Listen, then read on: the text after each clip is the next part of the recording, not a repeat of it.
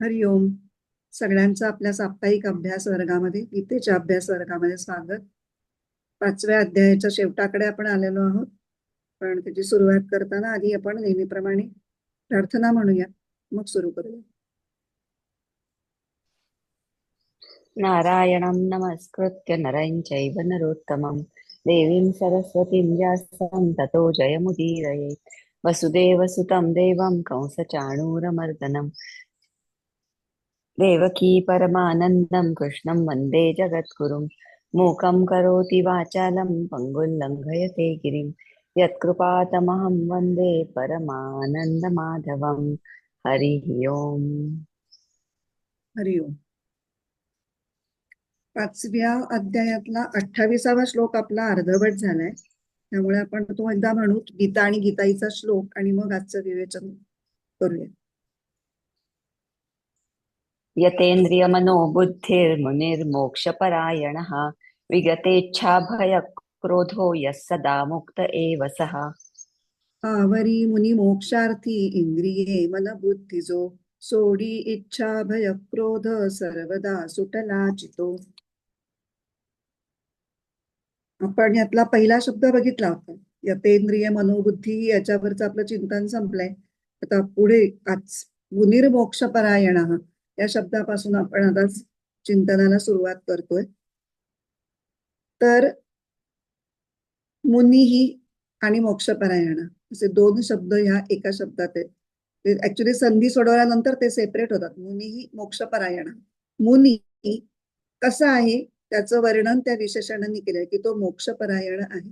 आणि मुनी हा शब्द आपण सुरुवातीला बघितला कशापासून बनलाय, तर मन धातूपासून बनलाय. मननात मुनीही. मनन म्हणजे एकाच गोष्टीविषयी चिंतन, म्हणजेच प्रत्यय एकतानता. म्हणजे मुनी या शब्दानी ध्यान, हा आता अष्टांग योगातला ध्यान, हे जे अंग आहे ते इथे दाखवण्यात येत आहे. आतापर्यंत आपण कुठली बघितली? प्रत्याहार बघितलं, धारणा बघितली, प्राणायाम बघितला, आणखीन हे बघितलं, यमनियम बघितले, यमनियम. आणि आता आपण ह्या मुनीही या शब्दाने ध्यानाकडे निर्देश होतोय. तर आता हा मुनी कशासाठी मनन चिंतन करतोय? मोक्षप्राप्तीसाठी. आणि मोक्ष म्हणजे काय? तर परमात्मा प्राप्ती किंवा ईश्वराची प्राप्ती. आणि तो कसा आहे? मोक्ष परायण आहे. म्हणजे मोक्ष प्राप्ती म्हणजे ईश्वर प्राप्ती किंवा परमात्मा प्राप्ती हे त्याचं एकमेव उद्दिष्ट आहे, एकमेव लक्ष आहे, ध्येय आहे. तर सुबोधानंद या परायणतेला एक वेगळा शब्द वापरतात. मोक्षपरायणता यांनी त्या मुनीची किंवा त्या साधकाची वरणशुद्धी लक्षात येते, असं ते म्हणतात. वरणशुद्धी. वरण हा शब्द वृ धातूपासून येतो. वृणुते म्हणजे टू चूज. तो काय चूज करतो, कशाची निवड करतो, आणि ती निवड किती शुद्ध हेतूवर आधारित त्याची निवड आहे. म्हणजे वर्णशुद्धी असलेल्या मुनीचा ओनली चॉईस किंवा ओनली प्रायोरिटी ही परमात्मा प्राप्ती हीच असते. इथे या ठिकाणी आपल्याला नचिकेत्याची आणि कठोपनिषदाची आठवण येते.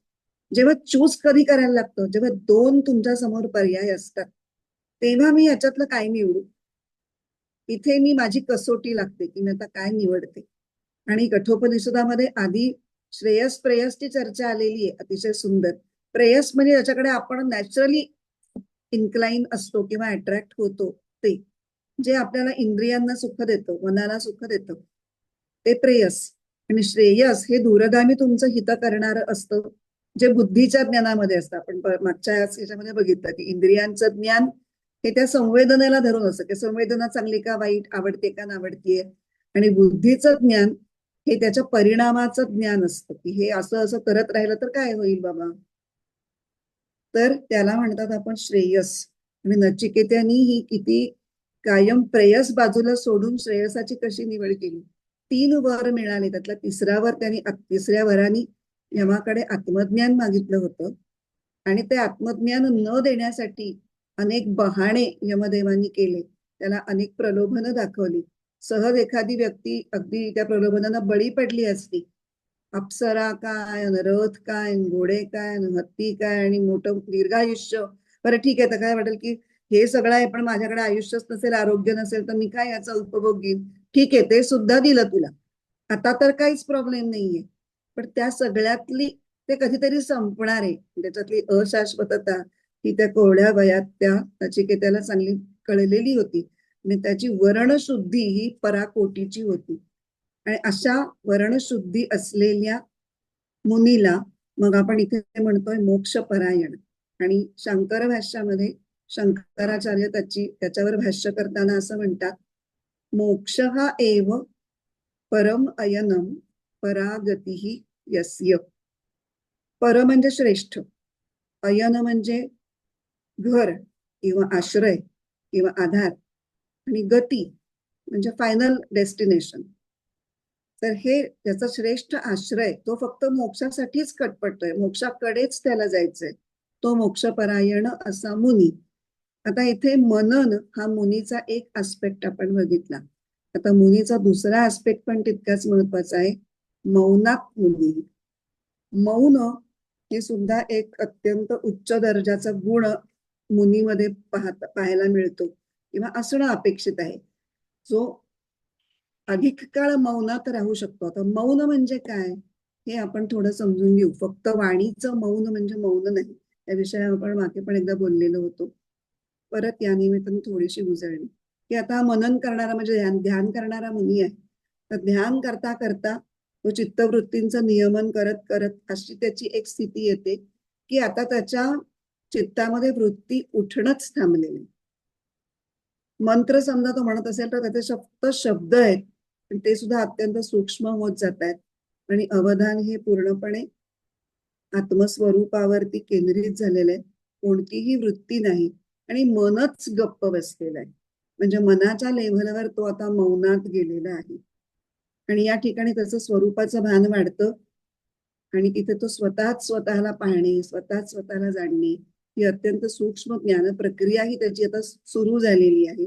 आणि त्याच्यासाठी जे कमालीचं चित्त शांत असण्याची आवश्यकता आहे, ती शांत चित्ताची अवस्था, त्यालाच इथे मौन म्हणतोय आपण. ते मौन त्या मुनीला साधलेलं आहे. असा मुनी हा ध्यानकाळी तर अतिशय चित्ताच्या प्रगाढ शांत अवस्थेमध्ये असणारच आहे, पण तो व्यवहारकाळी सुद्धा तुलनेनी मितभाषीच असतो. तो गरज असल्याशिवाय किंवा त्याच्या बोलण्याने काही साधणार असेल तरच तो बोलतो. उगाच आपण जसे येता जाता बोलत असतो, आपण विचार करत नाही की मी हे आता बोलण्याची गरज आहे का, काही उपयोग आहे का. नाही, मी आपलं बोललो, तुला करायचं तर कर किंवा करू नको. आपण बोलतो कारण बोलणं ही आपली गरज असते. कारण आपले विचार इतके आत असे उचंबळत असतात लाटा, की त्या बाहेर फुटतातच शब्दांच्या रूपाने. त्यामुळे बोलणं ही आपली गरज असते. पण इथे हा जो बोलतो, आधी कमीच बोलतो, जे काही बोलतो ते सुद्धा ईश्वराच्या संदर्भात, आत्म्याच्या संदर्भातच बोलतो. आणि असं मन आत्मभावात असताना किंवा ईश्वर भावात असताना जे काही बोलणं होतं अशा साधू पुरुषांकडून, मुनींच्याकडून, त्याला सुद्धा मौनच म्हणतात. त्याला बोलणं म्हणतच नाही. जरी ते प्रत्यक्ष वाणीने उच्चारलेले शब्द असले तरी सुद्धा. म्हणून ज्ञानदेवांनी असं म्हणलंय की नामपाठ मौन प्रपंचाचे. म्हणजे नामस्मरण करणं, भजन करणं, किंवा कीर्तन करणं, कथा सांगणं, परमेश्वराची कथा सांगणं, गाव गप्पा नाही, परमेश्वराच्या कथा सांगणं, हे जरी वाणीने बोललं गेलेलं असलं तरी ते प्रपंचाच्या दृष्टीने मौनच आहे. कुठल्याही प्रापंचिक गोष्टी तुम्ही डिस्कस करत नाहीये, त्याच्यावर चर्चा झडत नाहीये. त्यामुळे ईश्वराच्या अनुसंधानामध्ये असलेलं प्रपंचाचं मौन, आणि ते त्या बोलण्यानी कसं मोडत नाही, तर हे स्वामी स्वरूपानंदांनी एका ओवीमध्ये फार छान सांगितलंय. चालता बोलता न मोडे आसन, न भंगे ते मौन कदाकाळी. स्वामी म्हणे लाभे अविट आनंद, लागलासे छंद स्वरूपाचा. त्याचं अशा प्रकारे ईश्वराचं नामस्मरण घेऊन किंवा ईश्वराविषयी बोलून त्याचं मौन तुटत नाही. आणि तो जरी चालत हिंडत फिरत असला तरी त्याची ध्यानावस्थाही सुटत नाही. असा त्याला कायमस्वरूपीच तो ध्यानावस्थेत आहे, कारण तो स्वरूपाच्याच अनुसंधानामध्ये अखंड आहे. मग भले तो इकडे हाताने व्यवहार का करेना, असे अनेक साधू संत आपण पाहिलेले आहेत. त्यांच्या आपण कथाही आपण वाचलेल्या आहेत की गोरा कुंभार माती मळताना एवढे तल्लीन होऊन जात असत. इकडे हात काम करत असतील, पाय काम करत असतील, माती तुडवत असतील, हाताने गडी बनवत असतील, पण मन तिकडे लागलेलं आहे. कबीर शेले विणतोय पण त्याचं मन रामामध्ये लागलेलं आहे. तर अशा स्वरूपाची ही जे आहे ते मौन. मग असा हा मनन करणारा आणि प्रपंचाविषयीचं मौन धारण करणारा मुनी, ज्याचं एकमेव जीवनाचं उद्दिष्ट काय आहे तर ज्ञानमय मुक्ती हे उद्दिष्ट आहे. आणि त्याचं त्याला सतत स्मरण किंवा भान आहे. मधून मधून तो विसरतोय आणि वेड्यासारखा वागतोय असं नाही होत त्याच्या बाबतीत. त्याचं भान सुटत नाही, त्याच्यात सदैव तो जागरूक असतो. आणि म्हणून कठोपनिषदातच म्हणलंय की ही जागरूकता इतकी पराकोटीची आहे की जणू काही ते एखाद्या तीव्र तलवारीच्या पातळीवर चालण्यासारखं आहे. इतकं ते कठीण आहे आणि ते सांभाळणं एवढं दुरापास्त आहे. तर मग त्याचा एकदा ध्येय निश्चित झाल्यानंतर आणि ध्येय अखंड त्याच्या डोक्यात फिक्स असल्यानंतर मग तो मुनी सहजच इंद्रिय मनबुद्धी यांचं नियमन करू शकतो. आणि परिणाम स्वरूप तो कसा होतो? विगतेच्छा भय क्रोध. आता आपण विगतेच्छा भय क्रोध त्या पुढच्या वळीतला तो शब्द बघूयात. विगत म्हणजे गेलेला, निघून गेलेला. इच्छा भय आणि क्रोध हे ज्याच्या चित्तातून निघून गेलेले आहेत असा जो, त्याला म्हणायचं विगतेच्छा भय क्रोध. आता ह्या मोक्षपरायण मुनी असल्यामुळे ज्ञानाचं परम उद्दिष्ट आहे त्याच्या समोर आणि त्याला अनुसरून त्याची जीवन पद्धती आहे. स्वाध्याय करतो आहे, तो साधना करतो आहे, संयम पाळतो आहे. ह्या सगळ्याचा परिणाम स्वरूप इच्छा भय आणि क्रोध या भावना किंवा ह्या विकार चित्ताचे, चित्तवृत्ती ह्या प्रकारच्या विकार वृत्ती ह्या त्याच्या चित्ताला सोडून जातात आणि त्यामुळे त्याचं चित्त मोकळं होतं. कशासाठी मोकळं होतं ते? ईश्वरभाव किंवा आत्मभाव धारण करण्यासाठी ते आता मोकळं होतं.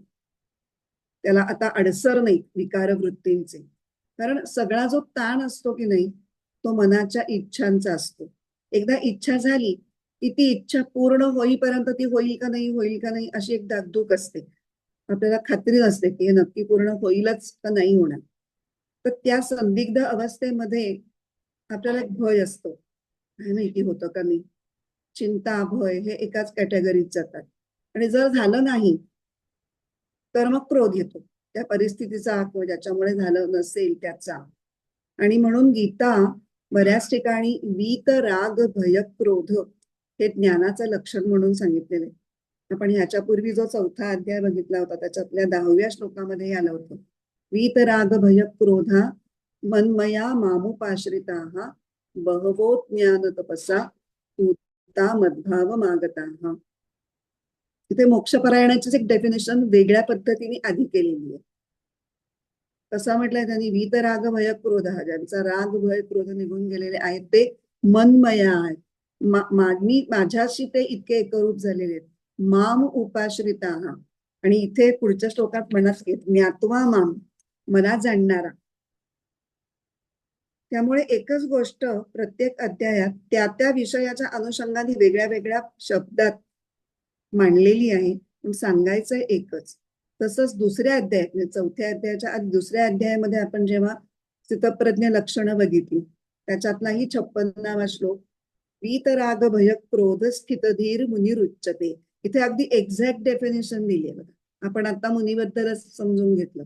इथे मुनीच म्हणलेले की ज्याच्या मनात राग भय क्रोध हे निघून गेलेले आहेत आणि त्यामुळे त्याची बुद्धी स्थिर झालेली आहे, त्याला मुनी असं म्हणतात.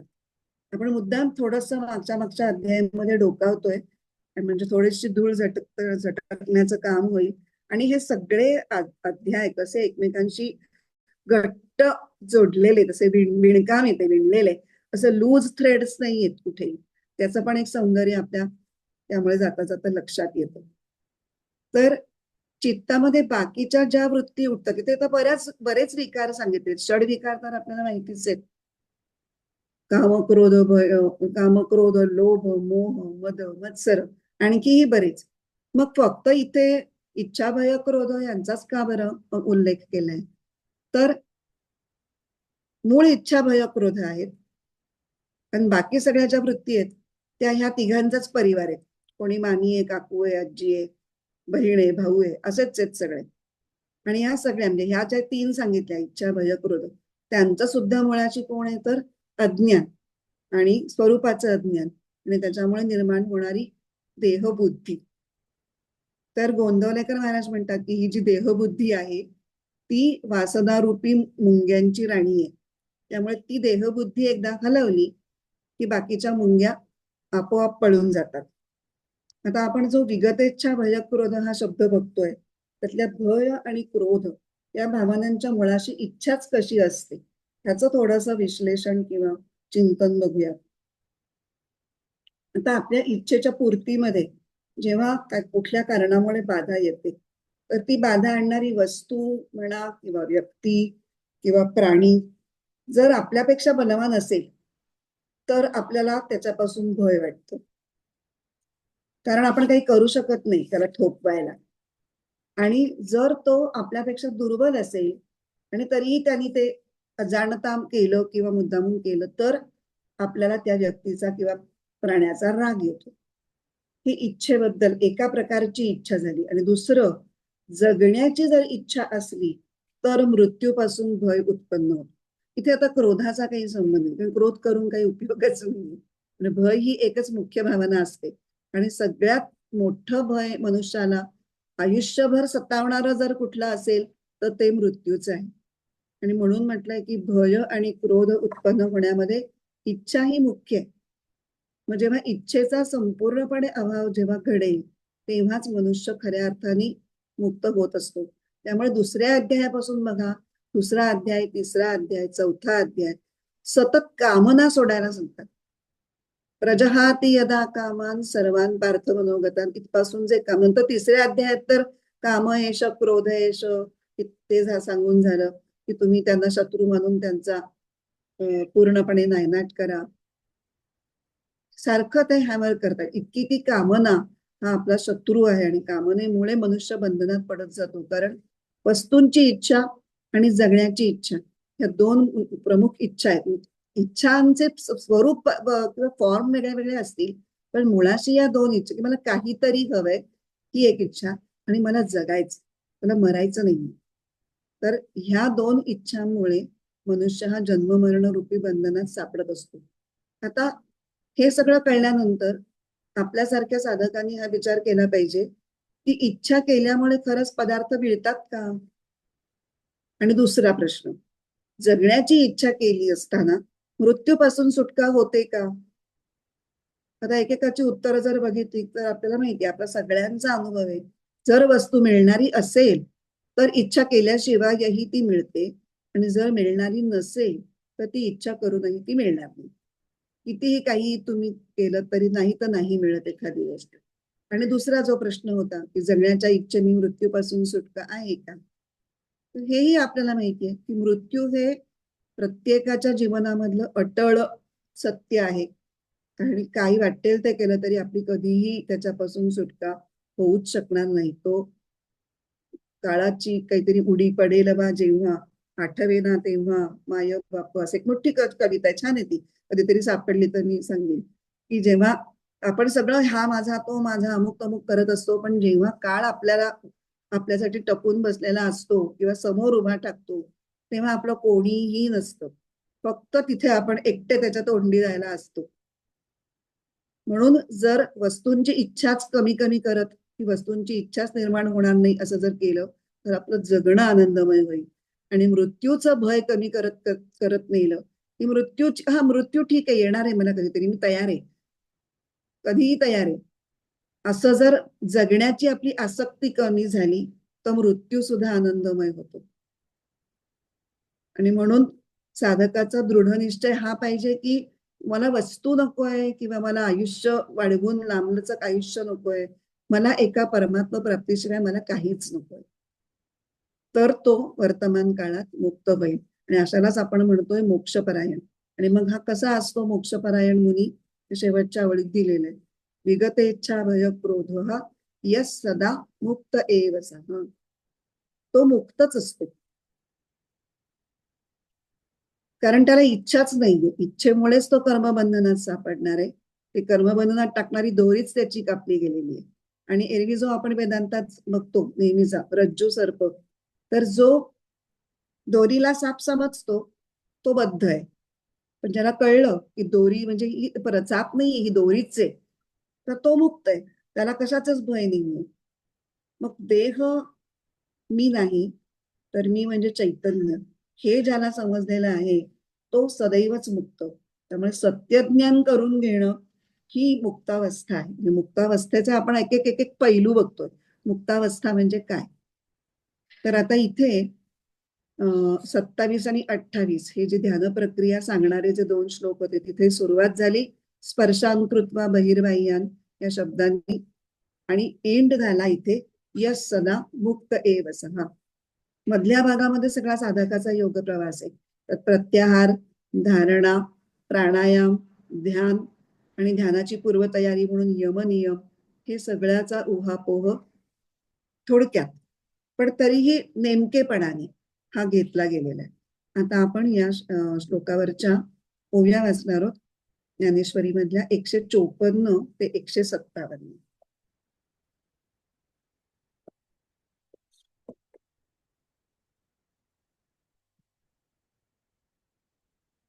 आधी ओव्या वाचून घेऊ आणि मग थोडं थोडस त्याच्यावरती सांगते.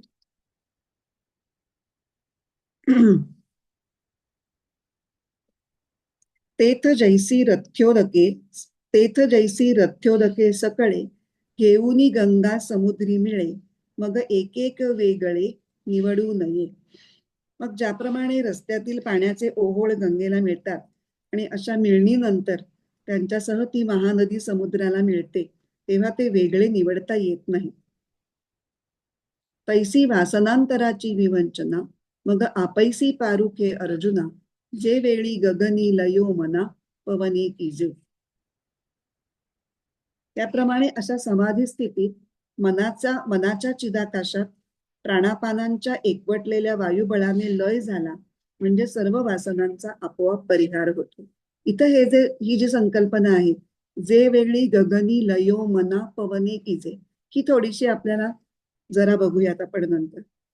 जेथ हे संसार चित्र उमटे तो मनोरूप पटू फाटे, जैसे सरोवर आटे मग प्रतिभा नाही. हे संसाररूपी चित्र ज्यावर चितारलेलं आहे ते मनोरूपी वस्त्र त्या स्थितीत फाटून जाते.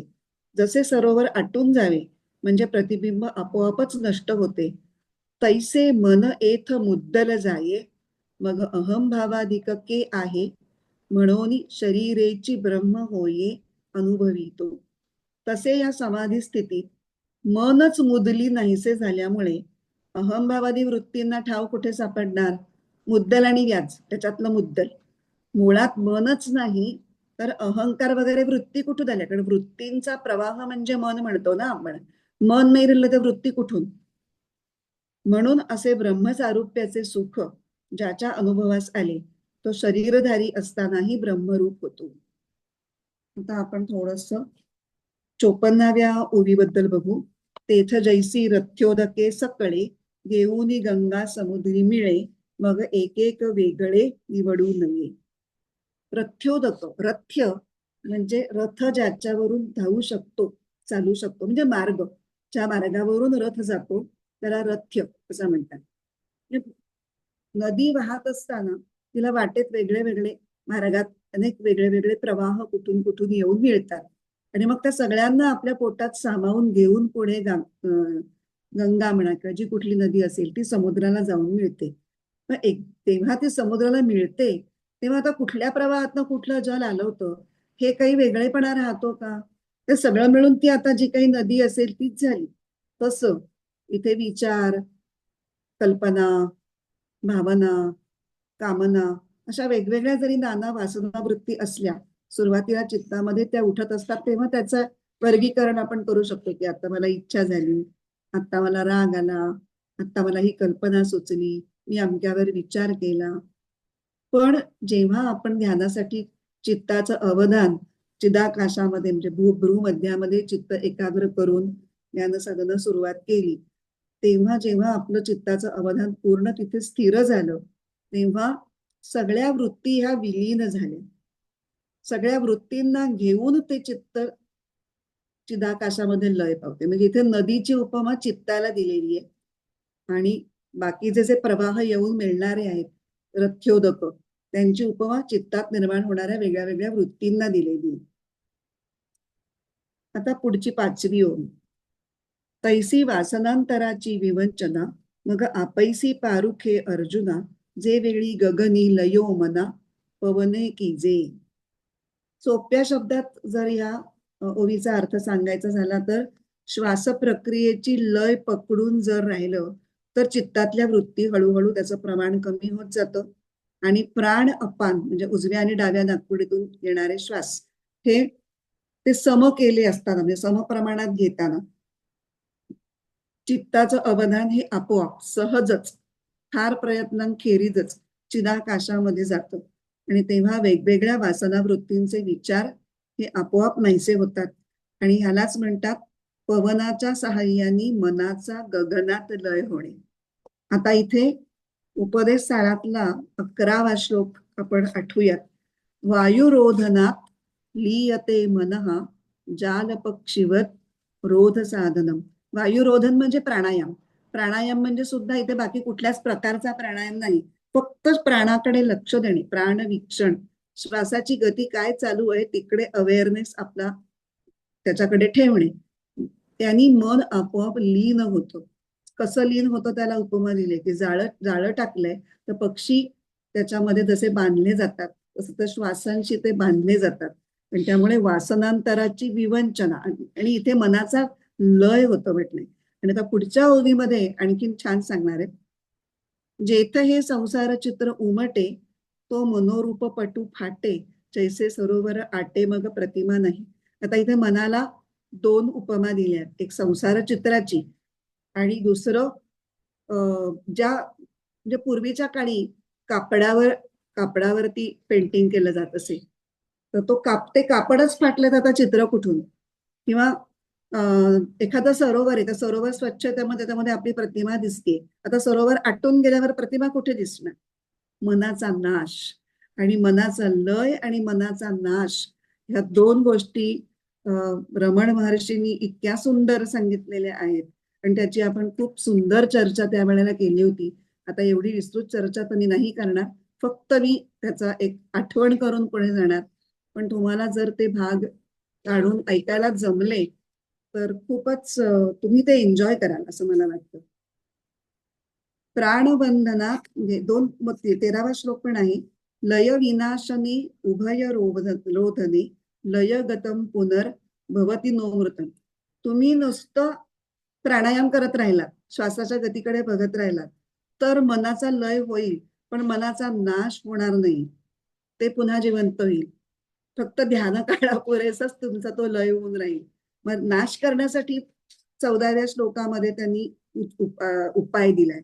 प्राणबंधनात लीन मानसम. श्वासाच्या लय पकडली की मन लीन झालं. आणि नाश कसा करायचा. एक चिंतनात नाशवेत्यदहा. एकाच गोष्टीचं चिंतन करायचं. ते एक गोष्ट कुठली. एकमेवा द्वितीय ब्रह्म किंवा आत्मा, जो नाना नाहीच आहे. त्या एकचिंतनाने तुमचा वृत्ती इतक्या जातील की त्याचा मनाचा नाशच होईल. लीन झालेलं मन म्हणजे तुम्ही झोपलाय, झोपेतनं उठलात की परत सगळं सुरू होतं की नाही. पण नाश म्हणजे तुमचा मृत्यूच झालाय. मनाचा मृत्यू झाल्यानंतर आता काही उरत नाही, परत त्याला त्या विकारांची बाधा होऊ शकत नाही. असं ते उपदेश सारामध्ये या गोष्टी आल्या होत्या, त्याची मला आठवण झाली. आणि मग ते म्हटलंय की तैसे मन येथ मुद्दल जाई. आता झाला मनाचा मृत्यू झाला, मनाचा नाश झाला. मग सगळे अहंकार आणि त्याला धरून असलेले जे काही विकार असतात ते आता कुठे राहणार. त्याला आश्रयस्थानच राहिलं नाही, कारण मन ही त्याचं आश्रयस्थान होतं, ते निघून गेलं. मग उरलं काय. मग आता मूळ आत्मस्वतत्व हे स्वरूप राहिलं.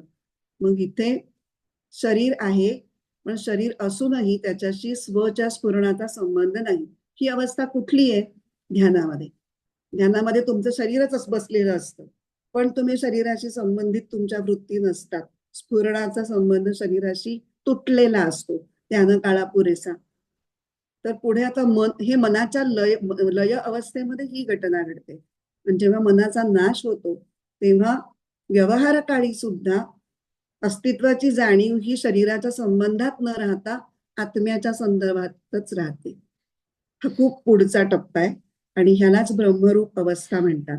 म्हणून ते म्हणतात की आता शरीर असलं तरी चालतं बोलतं ब्रह्म आहे. शरीररूपी ब्रह्म होये अनुभवी तो. देहात असतानाच ब्रह्मत्व त्याला योगाच्या माध्यमातून कसं प्राप्त होतं हे इथे आता सांगून झाले. आता आपण पुढच्या श्लोकाकडे जाऊया. भोक्तारै यज्ञतपसां सर्वलोकमहेश्वरं सुहृदं सर्वभूतानां ज्ञात्वा मां शान्तिमृच्छति. भोक्ता यज्ञ तपांचा मी सोयरा विश्वचालक जाणून या परी माते शांती सवरीला चितो. आता मागच्या श्लोकामध्ये आपण मोक्षपरायण मुनी या शब्दाने ध्यान या योगाच्या अंगाचा कसा उल्लेख झाला ते बघितलं. इथे आपण हेही बघितलं की मुनी कशासाठी ध्यान करतो, तर तो मोक्षासाठी. मोक्ष म्हणजे काय, तर ईश्वर किंवा परमात्म तत्व. आणि मोक्ष मिळाल्याने काय होतं ते या श्लोकात सांगितलं. काय होतं, तर शांती मिळते. ज्ञात्वा माम शांती मृच्छती. आणि ही शांती साधी सुधी शांती नाहीये, ती कधी न ढळणारी शाश्वत शांती आहे. आणि ही कधी न ढळणारी शांती म्हणजेच मोक्ष. आणि तसं पाहायला गेलं तर सगळ्याच, म्हणजे आता हा मोक्षपरायण मुनी आहे, पण बाकी सगळे मनुष्य मात्र जे आहेत त्यांच्या जीवनाचं एकमेव उद्दिष्ट खरं म्हणजे शांतीची प्राप्ती हेच आहे. आपल्याला असं वाटतं का की मला थोडाच वेळ शांती मिळू देत, थोडाच वेळ सुख मिळू देत, मग नंतर दुःख मिळालं तरी हरकत नाही, चालेल, असं कधीच वाटत नाही. आपल्याला सुखच हवं असतं, शांतीच हवी असते, दुःख नकोच असतं आणि कधीच नको असतं. हे आपलं पक्क आहे. म्हणजे आपण जरी मोक्षपरायण मुनी या सदरात मोडत नसलो तरी आपलं ध्येय खरं म्हणजे परमनंट शांती, अढळ शांती असंच आहे. आणि हेच ह्यालाच, या अवस्थेलाच आपण या अध्यायातल्या 24, 25 आणि 26 या 3 सलग श्लोकामध्ये ब्रह्मनिर्वाण या शब्दांनी या शांतीची व्याख्या केली. त्यालाच इथे शांती म्हणतायत. शब्द वेगळे आहेत, म्हणायचंय तेच. आणि ह्याच स्थितीला दुसऱ्या अध्यायातल्या 72व्या श्लोकामध्ये म्हटलंय ब्राह्मी स्थिती. इथे दोन्ही शब्द वापरले, ब्राह्मी स्थिती आणि ब्रह्मनिर्वाण.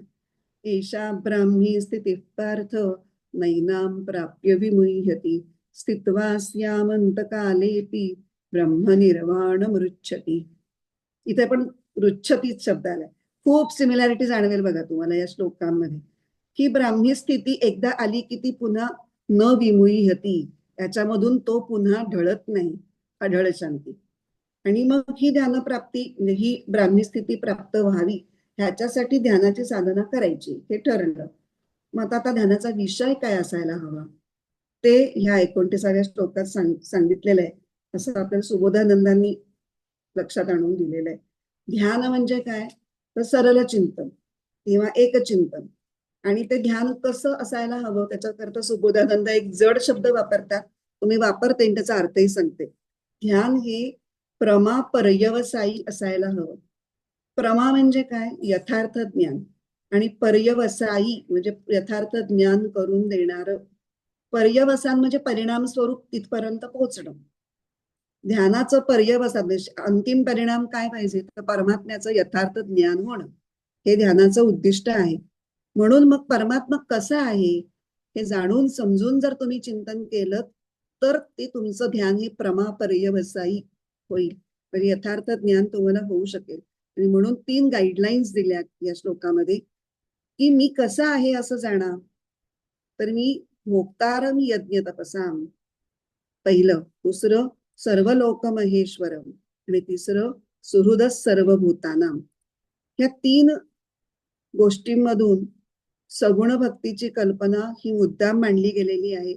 कारण मोक्षासाठी जरी निर्गुण ज्ञान हे अपेक्षित असलं तरी एकदम निर्गुण ज्ञानापर्यंत नाही पोहोचू शकत. म्हणून समर्थ म्हणतात तसं सगुणाचे नि आधारे निर्गुण पाविजे निर्धारे. थोडी सगुणाची कुबडी हातात घेतल्याशिवाय तुम्ही पुढे नाही जाऊ शकणार. म्हणून मग या पद्धतीने जाणं हे सोपं आहे. म्हणून सगुण भक्तीची कल्पना इथे ध्यानयोग सांगितल्यानंतर इंट्रोड्यूस केली की ध्यान जरी करायचं असेल तरी तेही टप्प्याटप्प्याने करा. त्यामुळे आता ही 3 लक्षणं जी आहेत ती आपण एक एक करून समजून घेऊ. आता इथे पहिलं जे आहे, भोक्तारम यज्ञ तपसाम. अन्वय पण आपण राहायचा. श्लोक वाचला नाहीये. श्लोक हा, आणि अन्वय राहिलाय. वाचूयात. श्लोक वाचला. श्लोक वाचला, अन्वय अन्वय अर्थ पदच्छेद राहिला. आणि हे राहिलं. हम्म.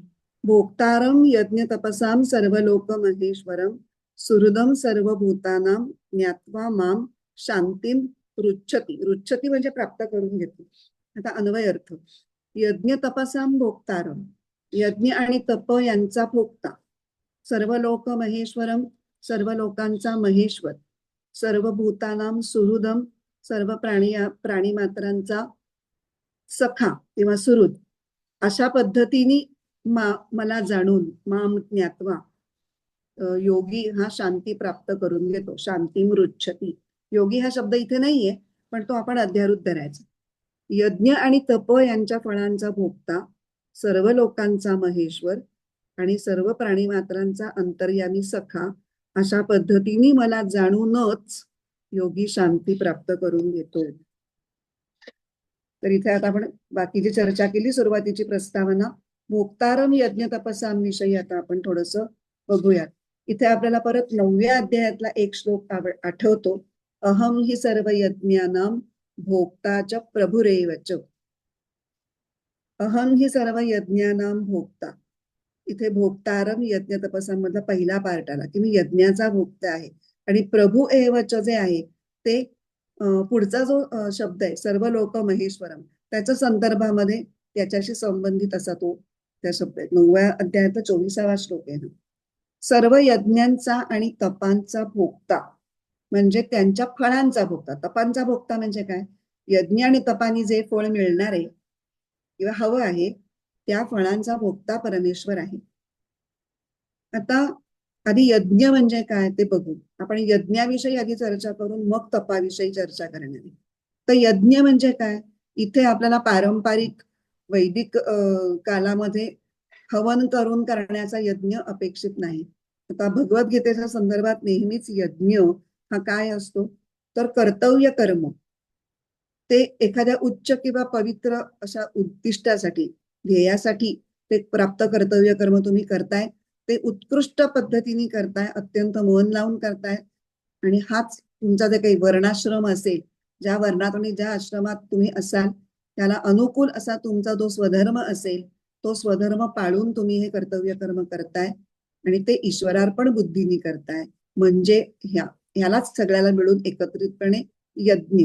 3ऱ्या अध्यायात त्याला नित्य यज्ञ असं म्हणलंय. स्वधर्म पालन म्हणजे नित्य यज्ञ.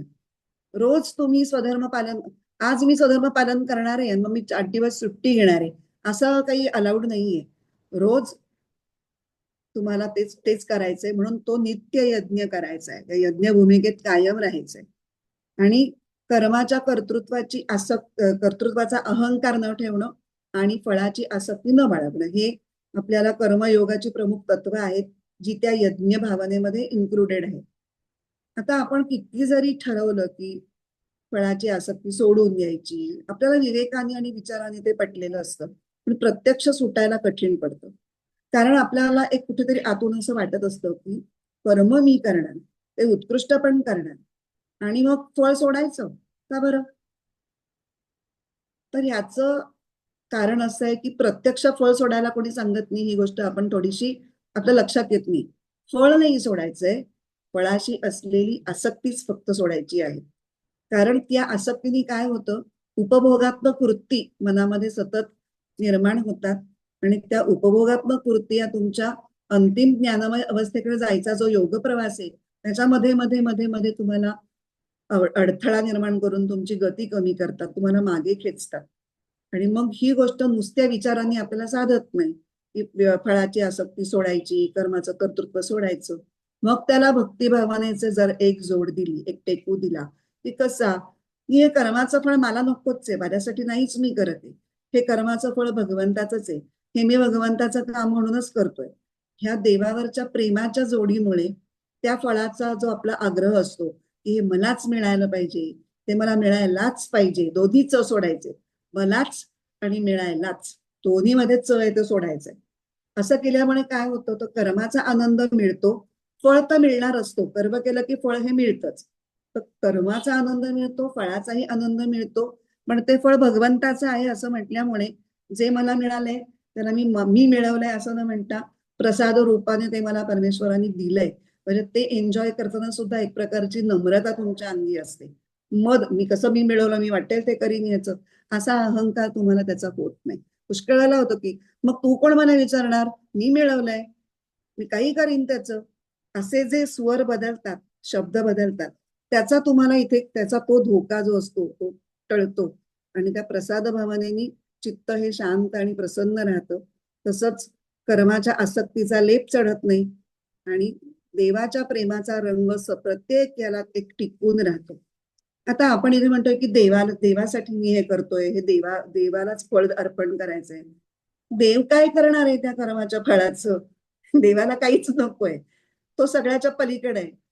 मग त्याचा अर्थ असा आहे की फळ देवाला वाहणं हे देवासाठी नाहीये. तुम्ही काही देवाला त्यांनी काही मदत करताय का त्याला खुश करताय असं काहीच त्याच्यामध्ये होत नाहीये. तर उपभोगात्मक आसक्ती म्हणून तुमची मान तुम्ही सोडवून घेता आहात, अशी भावना मनामध्ये उत्पन्न करून ती विकसित करून हे तुमच्या भल्यासाठी करतोय. नेहमी ना ही गोष्ट लक्षात ठेवणं खूप गरजेचं आहे की मी सदाचार करतोय किंवा चित्ताचं नियमन करतोय किंवा क्रोधावर विजय मिळवतोय, तर हे मी दुसऱ्यासाठी करत नाहीये, हे मी माझ्यावरती उपकार करतोय. हे जेव्हा आपल्याला स्वच्छ क्लिअर असतं तेव्हा आपल्याला व्हिक्टिमाइज्ड फिलिंग येत नाही. जेव्हा आपण उलटा विचार करतो की मी हे गप्प बसलीये, पण म्हणजे मला आता गप्प बसावं लागतंय म्हणून मला भांडण करायचं नाही म्हणून मी गप्प बसलीये, ह्याच्यामध्ये मी दुसऱ्यावरती उपकार करते अशी भूमिका जर असेल तर ते फार काळ आपली शांती टिकत नाही. आपण फक्त तोंडाने बोलत नाही, आत आपलं सगळं चालूच असतं. तर अशी वरवर दिसणारी शांती आपल्याला नकोय. खरंच आतून आपल्याला शांती हवी असेल तर हे सगळं माझ्या भल्यासाठी आहे, तिथे तुम्ही तेवढा स्वार्थी व्हा असं माझं म्हणणं आहे. व्हायला हरकत नाही. मी जरी दुसऱ्यासाठी चांगली वागत असले तर ते तरी माझ्याच भल्याचं आहे, कारण मला त्यातलं चित्ताची शांती हवी आणि मला ती शांती जास्त महत्वाची आहे, कारण मी मोक्षपरायण आहे. आणि म्हणून मग श्री भगवान हे फळाचे भोगते आहेत, त्या फळावर त्यांचा पूर्ण अधिकार आहे आणि ते फळाचा प्रसाद देणारे आहेत. या भावनेनी कर्म केलं तर आपलं चित्त शुद्ध होतं. शुद्ध चित्तातच ज्ञानाचा प्रकाश पडतो आणि स्थिर काल किंवा जास्त काळ टिकणारी शांती पण तिथेच मिळते. हे आपण आत्ताच सगळं बोललो ते यज्ञ याच्याबद्दल बोललो. आता थोडं तपाबद्दलही बोलू.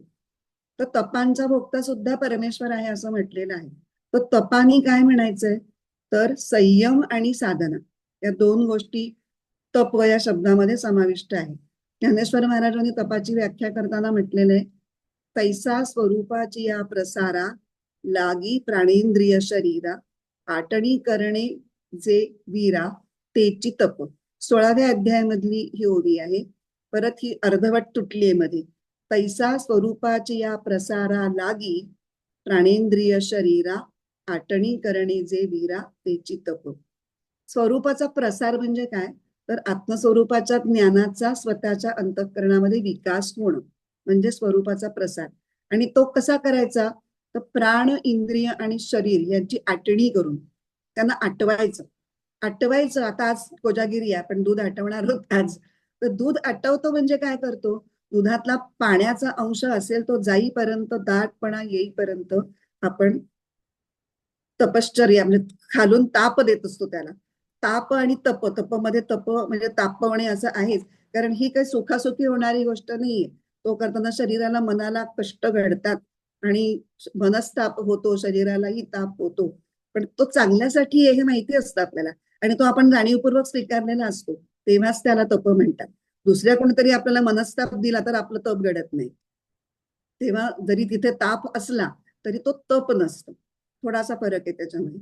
तर जेव्हा अशा एका विशिष्ट चांगल्या हेतूसाठी जेव्हा शरीर मन इंद्रियाला आपण नियमांच्या चौकटीत अगदी राबवतो आणि त्यांना ताप देतो, तेव्हा आपला आळस झडतो किंवा आपली चंचलता झडते. म्हणजे काय झडतं, तमोगुण निघून जातो आणि रजोगुण कमी होतो, म्हणजे हे आटून जातात ते. आणि मग उरतं काय, सत्वगुण. मग तो सत्वांश वाढवणं म्हणजे प्राण शरीर आणि इंद्रिय यांची आटणी करणं, म्हणजे त्यांच्याकडचं लक्ष कमी करणं आणि आत्मस्वरूपी ते लावणं, ह्याला सगळ्याला तप म्हटलेले. आता तप हे सुद्धा एक प्रकारचं कर्मच नाहीये का? आहे ना. मग यज्ञ भावनेमध्येच त्याचा समावेश करायला काय हरकत होती? कोणतंही कर्म हे यज्ञ भावनेने करायचं असतं. तसं तप हे कर्म सुद्धा यज्ञ भावनेने केलं. स्वतंत्र उल्लेख करण्याची काय गरज? तर दोन कारणांसाठी त्याची गरज आहे की एकतर तपकर्माच्या फळाचा भोगता पण ईश्वर आहे असं मुद्दाम सांगण्याचं कारण की कर्मापेक्षा संयम आणि साधना, इतर कर्मांपेक्षा संयम आणि साधना करतानाही जे कर्म करावं लागतं त्या कर्मांचा अहंकार चित्तामध्ये अधिक प्रमाणात होतो आणि तो झालाय हेही कळत नाही, कारण की तो सूक्ष्मपणे होतो. साधनेच्या बदल्यामध्ये आपल्याला देवानी काहीतरी द्यावं, काहीतरी आपल्याला मिळावं, त्यांनी आपला सांभाळ करावा. इथे पण थांबत नाही, काही जण त्याच्याही पुढे जातात. त्यांनी मला दिलंच पाहिजे, हे मला साधनेनंतर मिळालंच पाहिजे, असा एक आग्रह त्याच्यामध्ये निर्माण होतो. आणि मग जेव्हा असा आग्रह निर्माण होतो तेव्हा काय होतं की जे देवाशी आपण शुद्ध भक्तिभावनेनी जे जोडलेलं राहायचं ते देवघेवीच्या भावनेनी जोडले जातो. मग त्याच्यामध्ये व्यवहार आला, ती भावना गढुळली. मग इतका जॉब केला, इतकं ध्यान केलं, इतके दिवस मी एवढं हे केलं, काहीच झालं नाही. देवा तुझं लक्ष आहे का नाही माझ्याकडे? म्हणजे तुम्ही देवाला जाब विचारायला सुरुवात केली की हे काय, हे किती दिवस अजून करायचंय? तर असं आपण केलेल्या जपाचा तपाचा आपल्याला जर अहंकार व्हायला लागला तर त्याच्यातून फलप्राप्तीसाठी आपली तडफड होते. म्हणजे परत तेच, फळाची आसक्ती सुटलीच नाही. किंवा अजून एक दुसरं जे कारण आहे की काही लोकांना असं वाटायला लागलं की आता मी भरपूर तप केलंय त्यामुळे मी आता ईश्वर प्राप्तीला योग्यच झालोय, असं ते स्वतःलाच घोषित करायला लागतात आपापलेच. आणि मग जरी त्यांनी ऐहिक फळं नाही मागितली परमेश्वराकडे तरी साधनेतून प्राप्त झालेल्या योग्यतेला पाहून, म्हणजे आता मी इतके दिवस हे केलं की नाही, आता मला हे जमायला लागलं, थोडंसं कुठे ध्यान जमायला लागलं असं, थोडं कुठेतरी जपामध्ये काही मिनिटं एकाग्रता जमायला लागलेली असते, आता लागले दर्शन मिळायला पाहिजे आपल्याला, आपली झाली तयारी, असं असं त्यांना वाटायला लागतं. आणि स्वतःच्या साधनेचं स्वतःच मूल्यमापन करायला लागतात आणि अपरिपक्व म्हणजे पुरेसा अजून त्यांची साधना पक्व स्थितीत पोहोचायच्या आधीच त्यांना अनुभूतीची घाई लागते, इम्पेशन्स वाढतो. आणि हे पुष्कळ साधकांच्या बाबतीत होतं. आणि त्या इम्पेशन्स पोटी खरं तर थोडा पेशन्स ठेवला असता त्यांनी काही काळ तर ते कुठल्या तरी एका पुढच्या टप्प्यावर प्रगत झाले असते. पण तो इम्पेशन्समुळे ते मध्ये जाऊ देत, काय होत नाही असं म्हणून साधदेवाचा विश्वासच त्यांचा उडतो आणि ते साधना सोडण्याकडेही त्यांचा कल निर्माण होतो की खूप केलं पण आता काही होत नाही वगैरे असं म्हणून ते निराश होऊन जातात. आणि म्हणून यज्ञ आणि तप असं दोन स्वतंत्र सांगितलंय. यज्ञ आणि तप या दोन गोष्टींच्या फळांचा अधिकारी आणि भोक्ता परमेश्वर आहे. म्हणजे फळ घेऊन परमेश्वर जो काही प्रसाद देईल तो आपण ग्रहण करायचा. इथे आपण थोडं त्याच्यापासून स्वतःला वेगळं करायला शिकतोय, सगळं करायचं पण त्या आसक्तीपासून वेगळं करतोय. आणि म्हणून तसं पाहिलं तर तपसाधना हा कर्तव्य कर्माचाच भाग आहे, पण माणूस ते त्याच्यात इन्क्लूड करत नाही. आता मी तपसाधना करणार, आता मी कर्तव्य कर्म करणार, असे दोन वॉटरटाईट कंपार्टमेंट्स करून करतात. खरं म्हणजे तसं करणं अपेक्षित नाही. तुम्ही जे जगताय त्याच्यामध्ये तुमचा परमार्थ हा प्रत्येक क्षणीच तुम्हाला मनामध्ये जागा असला पाहिजे, तर तुमचं तप हे आपोआपच होत राहील. आणि मी काहीतरी वेगळं करतो आहे असा अहंकारही तुमच्या मनामध्ये येणार नाही. आता अशा पद्धतीने जेव्हा फळाची आसक्ती न ठेवता मनाने ते फळ ईश्वराला अर्पण करून आपण कर्तव्य कर्म करतो म्हणजे यज्ञ करतो आणि साधना करतो म्हणजे जेव्हा तप करतो तेव्हा आपल्याला बाकी काही होवो न होवो आपल्याला एक गोष्ट नक्की आणि नक्की मिळते. ती कुठली? आपल्याला खूप आंतरिक समाधान मिळते. मी सगळं माझ्या बाजूने चांगलं केलेलं आहे, इथे कुठे खुटखुट नसते, जरा मी हे चुकलंच माझं, हे असंच करायला पाहिजे होतं असं नाही वाटत. एक शांती, समाधानामुळे येणारी शांती असते आणि त्याला आपण होतो की आतून मी संतुष्ट आहे.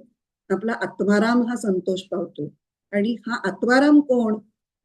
तोच तो ईश्वर की जो त्या कर्माच्या संतोषरूप फळाचा भोक्ता आहे.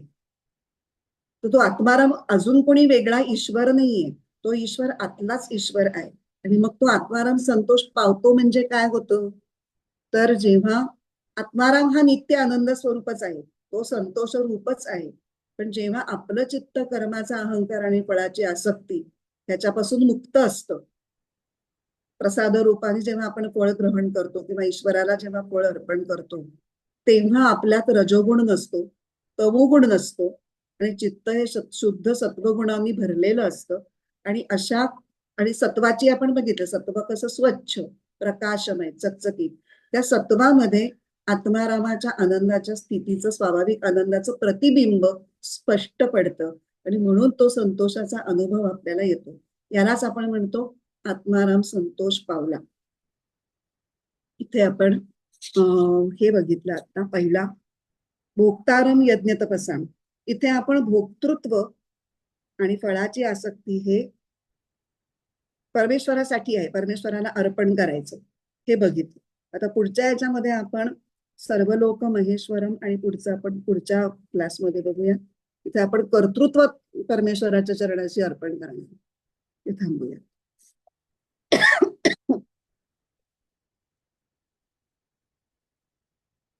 ओम पूर्णमद पूर्णमिदं पूर्णात् पूर्णमुदच्यते पूर्णस्य पूर्णमादाय पूर्णमेवावशिष्यते. ओम शांती शांती शांती. हरि ओम. श्री गुरुभ्यो नमः. हरि ओम.